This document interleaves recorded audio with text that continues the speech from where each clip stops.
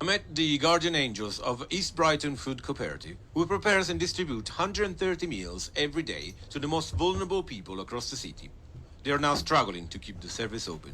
For this reason, they launched 2 different petitions directed to the government and the council, asking for funding for community meals on wheels.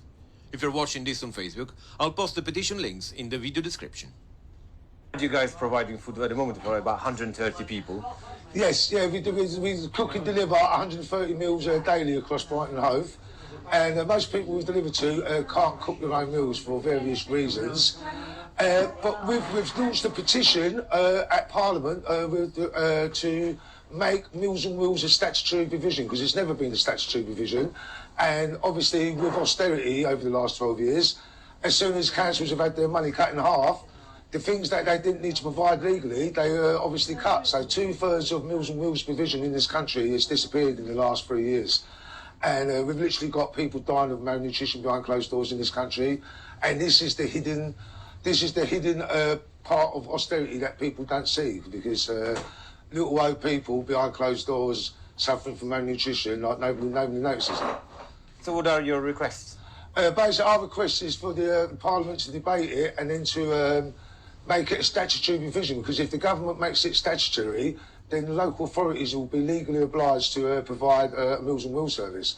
But we've also got a local petition with Brighton Council to get the councillors to agree to funding in their next budget for a community-delivered Meals on Wheels service.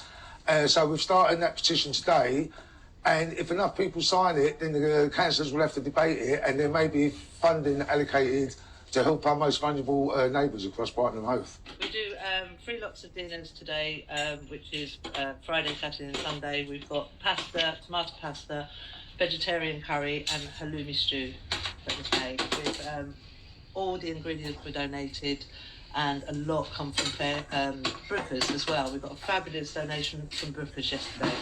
And then we've got bakery. The man gave us lots of bread from the bakery man. And then we also got donated loads of these cakes from Sussex Bake Off, and we get these every week. So we get lots of cakes. So they get cakes, they got fruit, they got bread, and they got dinners. They're delivered to all kinds of people. There's a lot of frail elderly people. There's a lot of vulnerable people. There's a lot of people with families. They're all people that actually really need this. Otherwise, they probably wouldn't eat a nutritious meal. Some of the people have got mental health issues, and there is one lady that's got severe agoraphobia, so she can't eat, she doesn't get out, but for us to deliver, she opens the window, and we're the only person she sees through the whole week. And I've come to realise that some of these people, they don't see anybody bar us, and we deliver their meals, and they are just so grateful. So we really need this to continue. We need the government to back us and give us the Meals on Wheels, because it is not only in Brighton. It's, you know, we're not just Brighton. We go right out to Saltdean and then right over the other side of Brighton to Portslade. It's a whole lot of people, and people that you wouldn't think would need our help, but they do. They're desperate for help, and that's why we do what we do. So what's your name?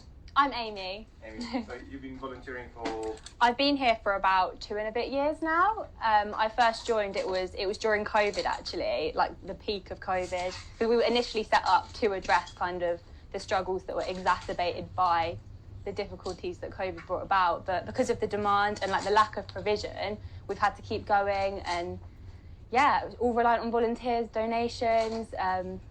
But yeah, now we're kind of really hoping for government funding to be able to keep going, because there's clearly a need for it, which is apparent in all the meals that we're needing to do. So yeah, hopefully. You know, we cook here all day, and then sometimes we're down on volunteers for deliveries, so then we go out and we're delivering the meals till goodness knows what time at night. But they're just so happy when we knock on the door and we hand them their food. They're just so grateful that we're still doing this, and they're always so kind. And yeah, it makes you feel good that you're actually doing something to help people, because otherwise they'd be what I call the forgotten people. Nobody cares apart from us. That's why we do what we do. Well, they wouldn't get any food. They would not get any food. They wouldn't be able to, they would never be able to afford the kind of food that we provide here, because a lot of it is through donations. So we get all the fresh veg and fruit, and then we make up fabulous food with that to send these people. They would probably starve. And, you know, that's not going over the top, that's brutally honest. These people would starve if we didn't do what we do. Why do I volunteer here? Well, initially, I heard about the service because I was looking for work during lockdown and there was just no jobs available, but I came across this, and as soon as I started working here, I just realised how important it was and how much I kind of enjoyed being a part of the community and helping other people, just giving something back. And like the volunteers here as well are a massive part of it because everyone is so lovely, and yeah, just knowing you're doing something good and helping other people is the main thing, really.